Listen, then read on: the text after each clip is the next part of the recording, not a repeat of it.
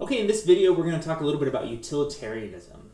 Now, utilitarianism was a view that was really first defended by this guy, John Stuart Mill, who you've read for today. John Stuart Mill, of course, lived in, I don't really care or know about dates. What's really important is the ideas here, right? His view is called utilitarianism. And utilitarianism is oftentimes alternatively called consequentialism. And consequentialism is a useful, helpful term because it points out that ethics for the utilitarian is determined entirely by the consequences of actions. So, the utilitarian doesn't care much about the type of action or of the intentions or the character of the person. Those don't really matter.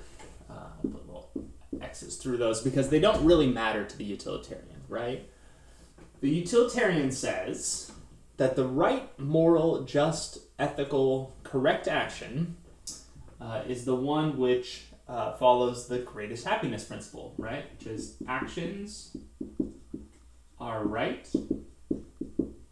insofar as they tend to promote happiness or decrease suffering.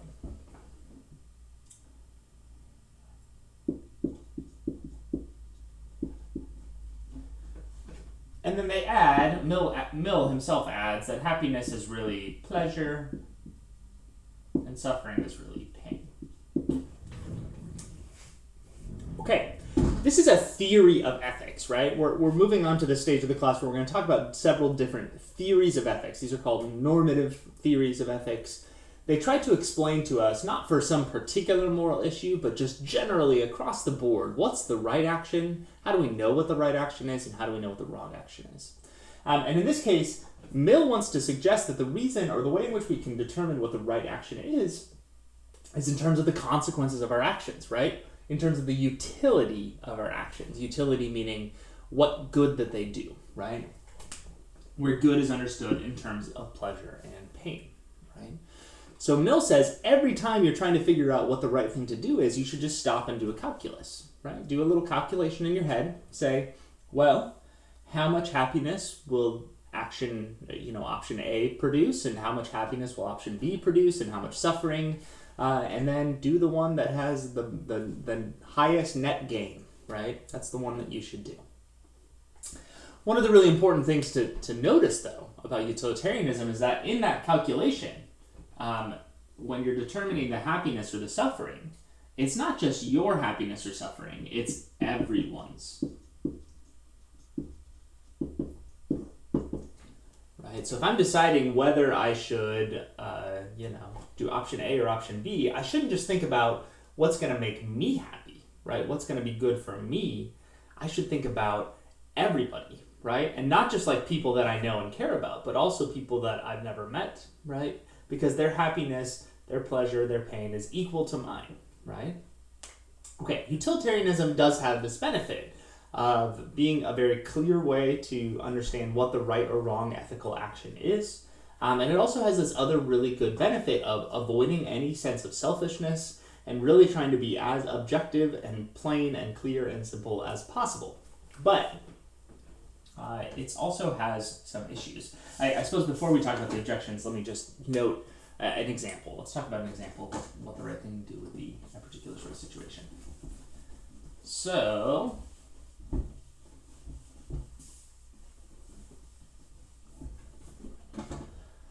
let's say that you come to a railroad someday, and an evil genius has set it up so that there's a train, a runaway train, going down the tracks.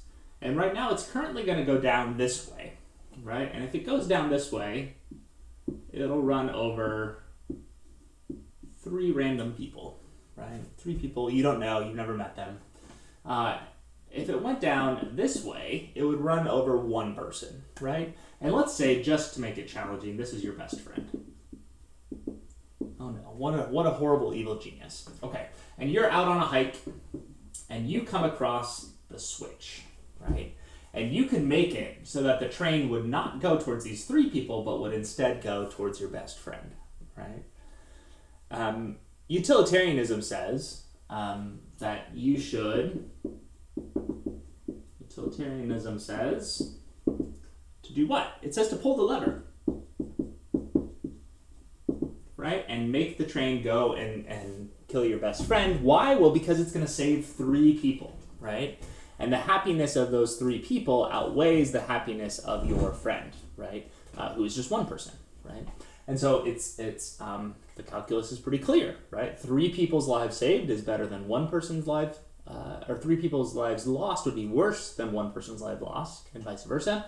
And so you should pull the lever, right?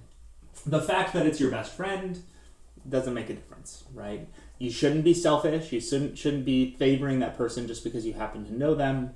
You should really just do what's going to bring about the greatest amount of happiness for the greatest number of people, right? Okay, that's utilitarianism. Okay, of course, that's, I just erased it, but that's sort of a challenging thing to have to do, right? I'm not sure, would any of you be willing to do that? I'm not sure I would be able to, consciously, right? I mean, my best friend is my wife, right? Would I really be willing to do that? Probably not. That would be bad. So there's two options, right? One is maybe I'm just unethical, right? Or maybe there's something wrong with utilitarianism, right?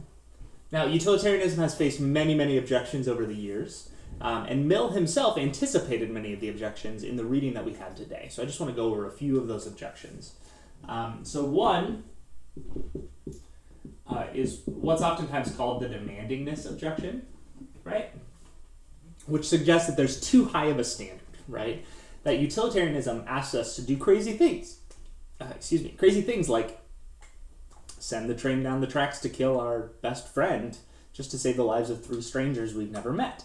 That's asking quite a bit of us, right? It might ask us to torture an innocent child. I don't know, imagine there's some case where if we tortured an innocent child, we could save the lives of 100 people or something like that. It might ask us to, rip the nails off of or do something really horrible to a young child who has nothing to do with what's going on in order to get the code to defuse a bomb that's going to explode and kill some people. That's a high demand, right? Okay. To this, Mill says a couple of things, right? So one is, ethics is ethics, right? If it's the right thing to do, it's the right thing to do. Whether it's challenging or not is not the important thing, right? But he also points out this. He says, most people won't face high demands.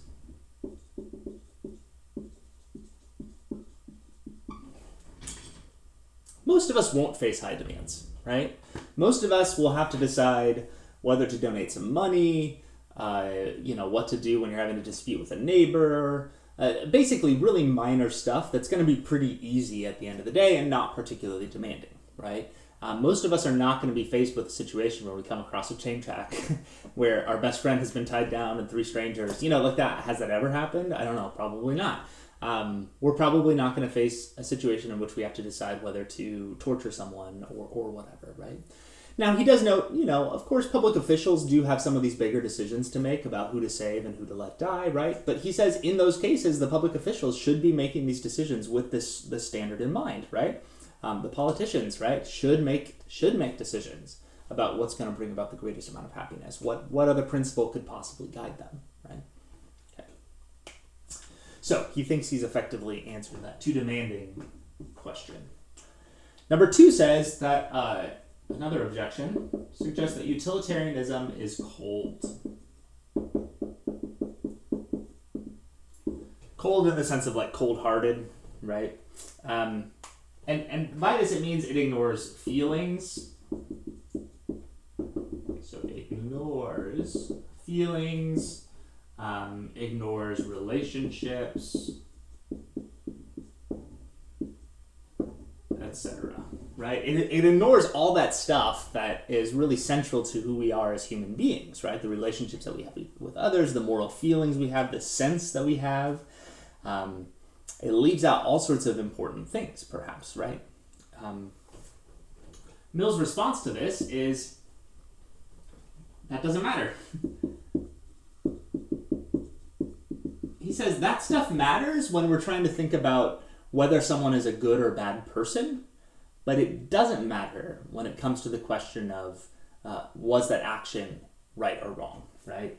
It doesn't matter for determining, for morality, right? For determining the right thing to do, right? In those cases, all we really need is, does it bring about the greatest amount of happiness? Okay, a couple more objections here.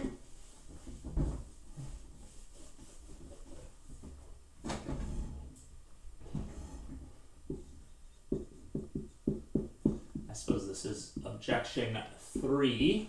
The third objection is that this is godless. It's a godless thing. Of course, Mill is writing in the 19th century, 1800s, and so of course, whether or not a theory was godless or pertained to particularly Christianity, he's writing in England, that mattered quite a bit. So you can see why he talked about this, but perhaps it matters to us as well.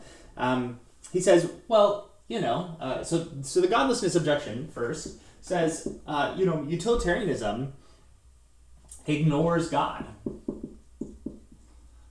Ignores God and God's commands, right? It says, just do what's best.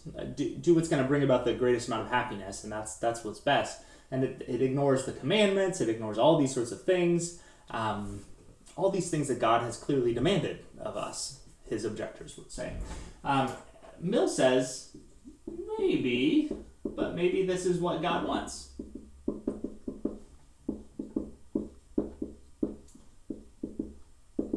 Maybe this is what God wants of us, right? Is to do precisely this, to bring about the greatest amount of happiness. And indeed, if you think about it for a certain amount of time, you could maybe come to an understanding where the golden rule starts to sound a little bit like utilitarianism. Right? The golden rule is, do unto others as you'd have done unto you. And if you start thinking about that, you're like, well, if I was tied down on a track and I was part of a larger group of people, then I think probably I would say, objectively, you should save me, and so you start to say, well, I guess, maybe that's indeed what God wanted of us, Mill would have said to those people. Right? Okay, another one is the concern for calculation time. His concern is, suppose, not Mill's concern, the objection is, suppose you come across that train track situation, right? And, the train is barreling down the tracks and you've got to sit there and do the math about what to do, right? Or, maybe in that case it's pretty easy. You say, okay, 3 people, 1 person, pull the thing and go, right? But maybe it's more challenging, right? Maybe it's 2 really old people and 1 really young person, right? And so you have to do the math of okay, how much longer are these old people going to live? How productive and happy will their lives actually be versus, this young child who's likely to have a much longer period of time to live, and blah, blah, blah, blah, blah. And you got to calculate this all out. And you're like, wow, how could I possibly do that, right? Okay. Mill says, again, how often are you going to find yourself in the train situations? He doesn't say that directly, but that's worth noting. But the other thing he says is, well, you have your whole life to basically calculate these things out, right? He says more or less the moral rules that we have are utilitarian at their heart, right? The moral rules that we have, to not kill people, to not steal, right? Those are useful moral rules that help us understand what the right thing to do is. And they help us to avoid some of that calculation so that we're not stuck wondering what the right thing to do is and having to do some weird math in our head. We can just sort of figure it out, right? Over time, we learn how to better act for utility. It's sort of a habit that we can instill in ourselves to become better and better over time. Okay, there's lots of other objections that he considers and lots of other objections that have been raised since then, but I think this is a pretty good introduction to utilitarianism, so I'm going to leave it here. Again, the goal of utilitarianism is to do the right, or utilitarianism says the right action is the one that does the most good in terms of the greatest amount of happiness, the greatest amount of pleasure, right? And avoiding as much pain as possible. Okay, until next time.